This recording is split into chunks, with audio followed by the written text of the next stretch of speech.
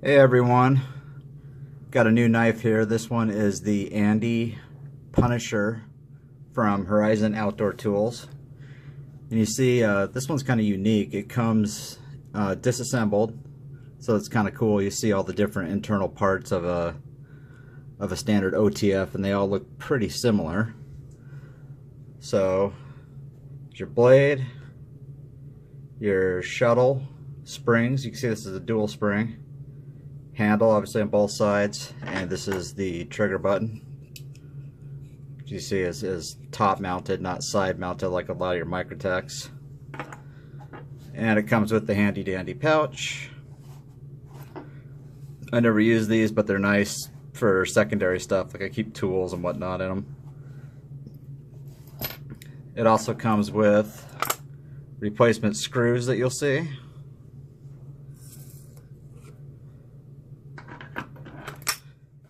As well as, and forgive me, my magnet's kind of acting up on me here. It comes with a couple of these little screwdrivers.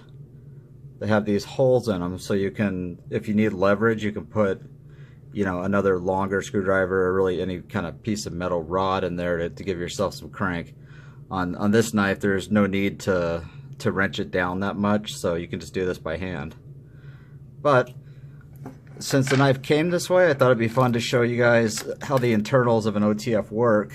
They're all pretty much the same in theory, but basically we're going to take the blade.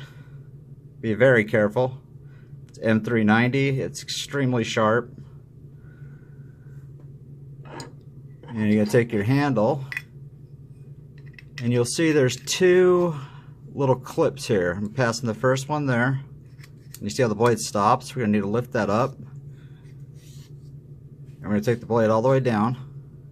And you'll see the second one here. So when the blade fires, it comes up and it locks. So the spring isn't holding it up. It's this lock right here. Spring gives it a little tension, but this lock is what's keeping it from coming back down. And I'll show you what keeps it from coming out the end in a second here. Anyway, we take it all the way back down. So we've got our knife in the handle now, or our blade in the handle. We're going to insert this stopper piece.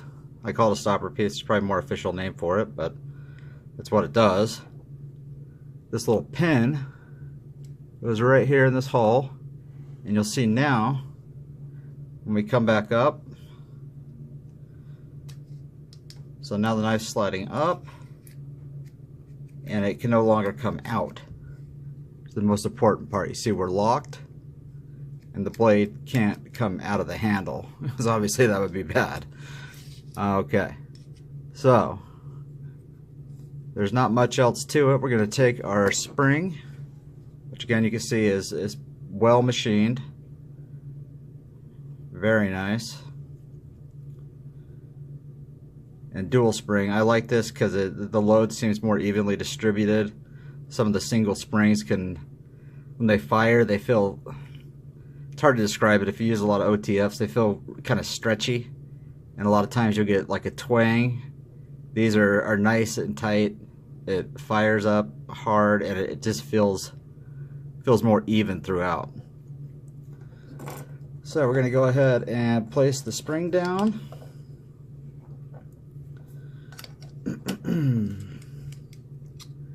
Excuse me, I got a bit of a cold here.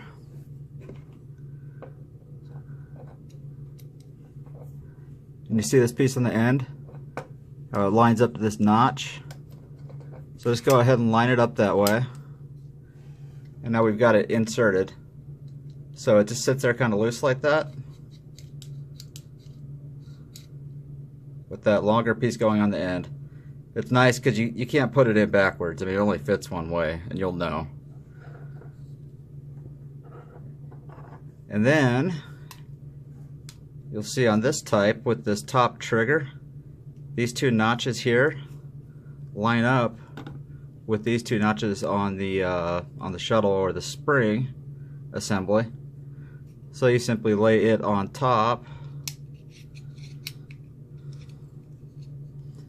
and we end up with, if I can get that down with the nice little OTF system here. This whole thing will clip down, obviously. Blade sitting in.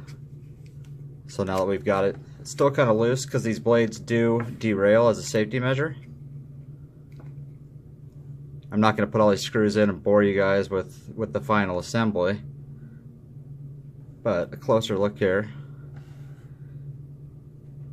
You see this Horizon Punisher, really fine work on all of it, nice detail. It's not your cheapy little standard 3-point screws. Really just a beautiful knife overall. And last thing I do before I pause and assemble is I'll show you guys how to relock a blade that's loosened up. So if you ever got your OTF and something jams, or whatever you're doing, you fire it down and try to pull it back out, it just ends up like this, and you're like, well, crap, is it broken? It's simply a safety measure. So you take it up, pull down till you feel tension, and see, and now it's locked. Blade's not going anywhere. And up and down. And if you ever want to simulate what happens, see the blade hits and it's back down. So it's a nice safety measure. Obviously it's still gonna sting, it's gonna leave a little hole in something. I've had them fire through, a piece of clothing and stuff like that, but they're not gonna do serious damage. You can also check out fancy ways on YouTube to re-engage the spring by flicking the knife and pulling the trigger at the same time. I always prefer to do it this way just because I'm positive that I'm doing it correctly. But if you want to get handy with it, you can do that. Alright guys, I'm going to pause and we'll come back and take a look at